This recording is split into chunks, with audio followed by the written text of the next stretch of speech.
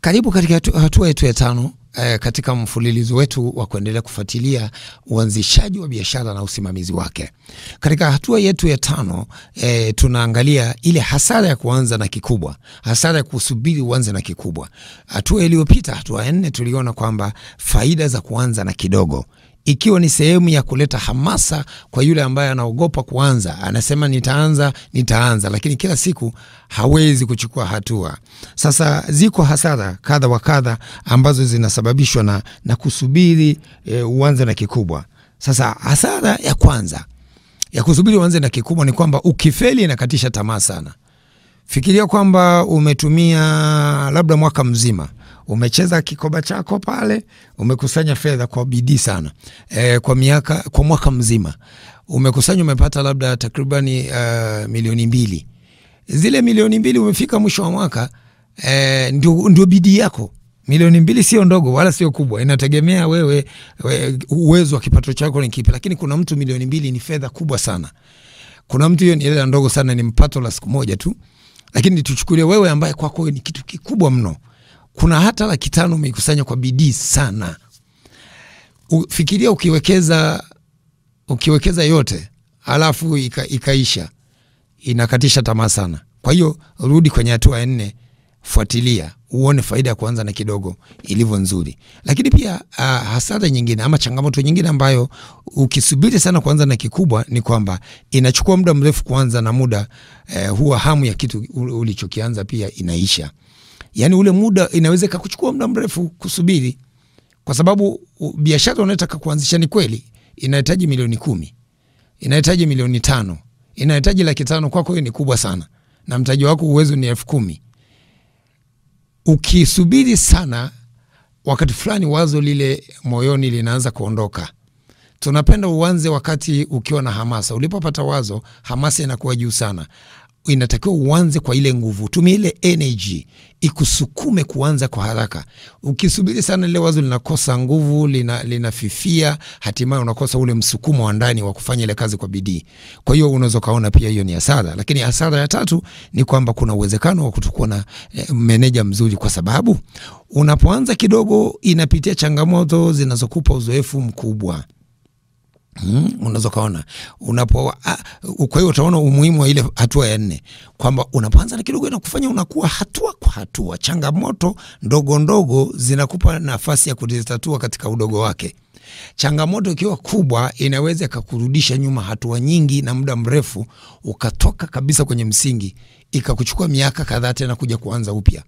Fikiria ulichukua mkopo mahali, ukaweka nyumba yako kama bondi, au ukipeleka kama dhamana labda kwenye benki ama taasisi yoyote ya kifedha ama kwa mtu, ukaweka nyumba au shamba, na nyumba unayo hiyo.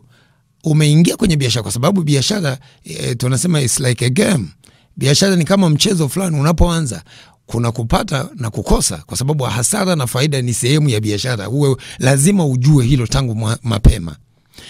Ukapata yule ndugu mmoja anaitwa hasara, alafu wakaja kuuza nyumba.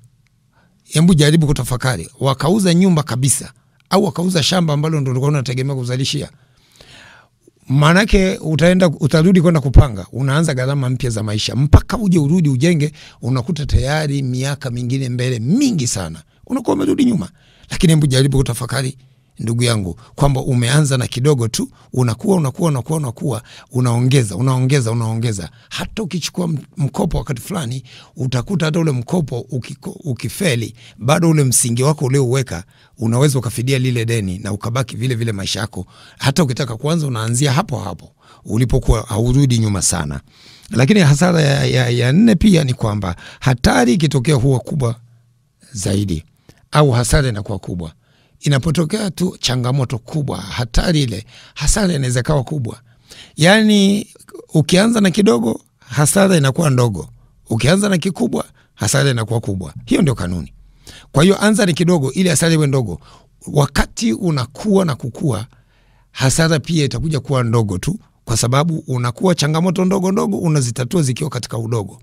Ulianza kazi biashara yako ukiwa na mfanyakazi mmoja, pengine akawa mdokozi, Akidokoa mmoja pale mwanzoni, taratibu kama unamfuatilia, hawezi akaharibu. Lakini wakija 5, fikiria kila mmoja akachukua, maana yake wanagawana biashara, wanaondokana yote. Kwa hiyo pia ni nzuri kuanza na kidogo kwenye hatua yetu ya 4. Rudi pale ujifunze, itakusaidia sana. Hasara ya 5 ni kwamba huondoa hamasa ya kukua. Unaposubiri na kuanza na kikubwa, inaondoa ile hamasa ya kukua zaidi. Wewe umeanzia, nimeona watu wengi sana, na katika kushauri watu wengi nimeona kuna watu wanaanza biashara kubwa sana. Kwa mfano, unaweza kukuta ni mwanaume amemwanzishia mke wake biashara. Mwanaume labda ana fedha nyingi, anamfungulia mke wake labda duka mjini, katikati ya mji. Lakini mwanamke hajawahi kufanya biashara. Hajawahi kabisa kufanya biashara. Anaanza biashara labda ya milioni 40, duka kubwa kabisa, au milioni 50. Hana hamasa yoyote ya kukua kwa sababu hicho kitu hakijawahi kuwa ndani. Ni tofauti kabisa na anapokuja mtu anayeanza na biashara ndogo. Ameanza huyu mwanamke huyu kama alianza biashara taratibu kidogo, pengine hata hawajaoana. Ameianza ile biashara, ameifahamu. Akimpa mtaji, maana yake anaendeleza kila anachokijua na anakuwa anajua vizuri sana. Na hata upande wa pili pia, kuna mwanamke anaweza kama amempa mume wake au amempa mwanaume mtaji kwa sababu tu anataka muweke. Pengine mfano hizi issue kwenye mahusiano sana pia wakati mwingine zinatokea. Anampa ili awepo, aendelee kuwa naye, anatengeneza mazingira ya kuwa naye, kumhamasisha. Lakini anapoanza, changamoto kubwa inakuja kwamba hajawahi kufanya, moyo haupo, anaanzia pakubwa. Lakini anayeanzia chini akakuwa nayo, yeye anamuongezea tu mtaji. Ni rahisi sana kukua. Kuanza kwa mtaji mkubwa sio kosa kimsingi.